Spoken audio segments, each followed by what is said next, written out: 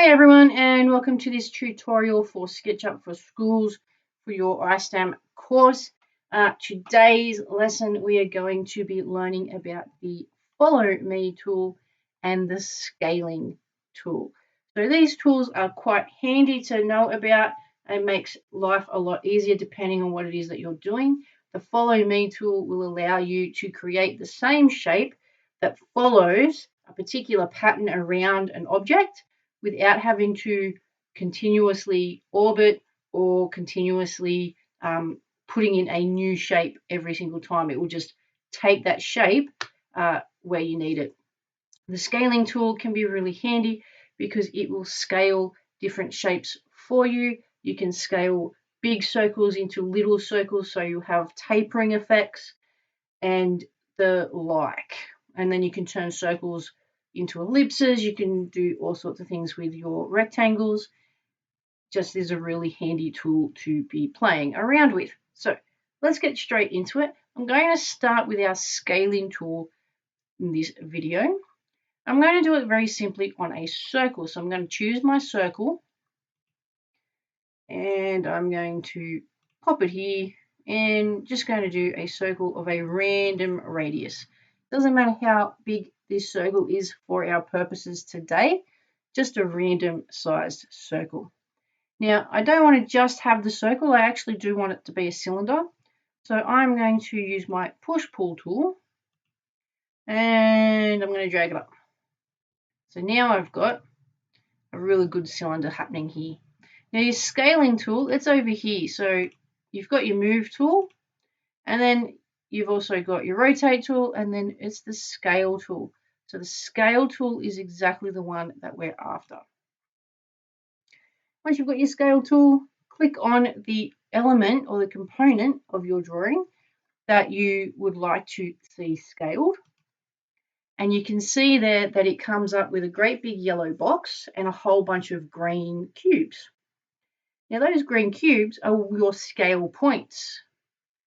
So what you're going to do is you're going to use those green cubes to scale the top of our cylinder. Now we're going to turn our cylinder into a little bit like a cone. We're going to taper off the top.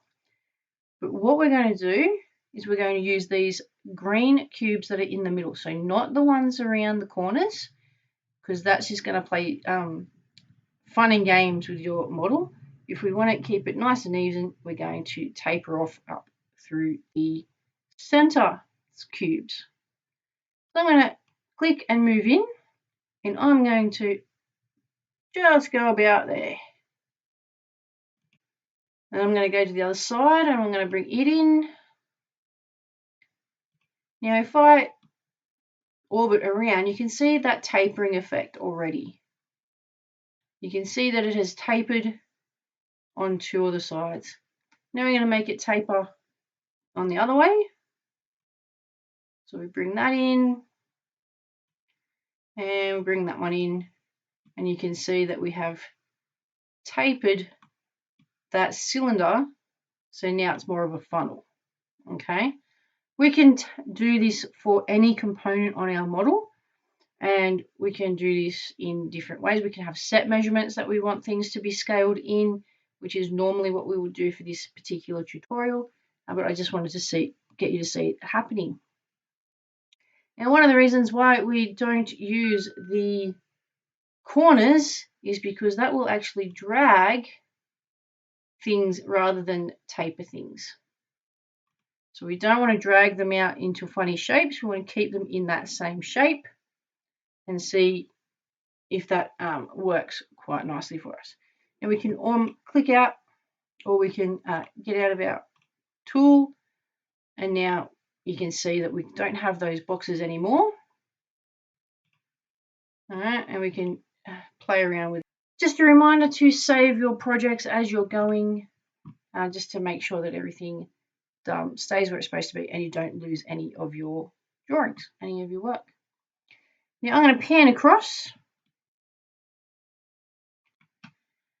and I'm now going to put another circle in.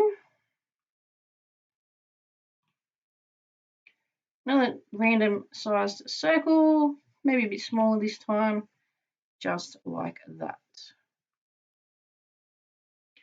Now I'm going to take my pencil, I'm going to find the middle of that circle, and I'm going to follow it up, but I'm going to try and find the blue axis. So I'm going to make my line go blue. So now if you look at this pencil and the line drawing I've drawn, you can see it goes black until it matches one of the axes. So on this axis it's red. If I keep going around, I've got blue, and then I've got the green.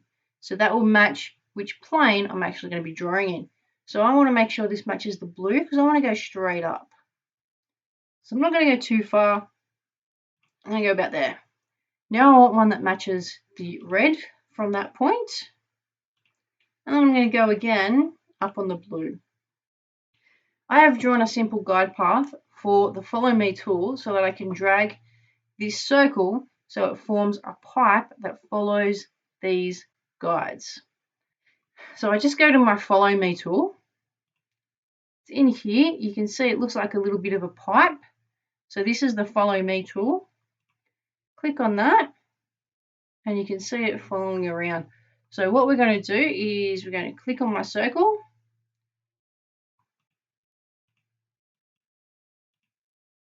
And I'm going to drag it up. I'm going to drag it around. And I'm going to drag it up to the top. So you can see I've created a pipe. Okay. That's the Follow Me tool. And that was also the scaling tool. So they're the two tools that we have looked at today. Please don't forget to save your work as you're going. That's just a basic skill that you need to be able to use in Google SketchUp. Thanks for watching.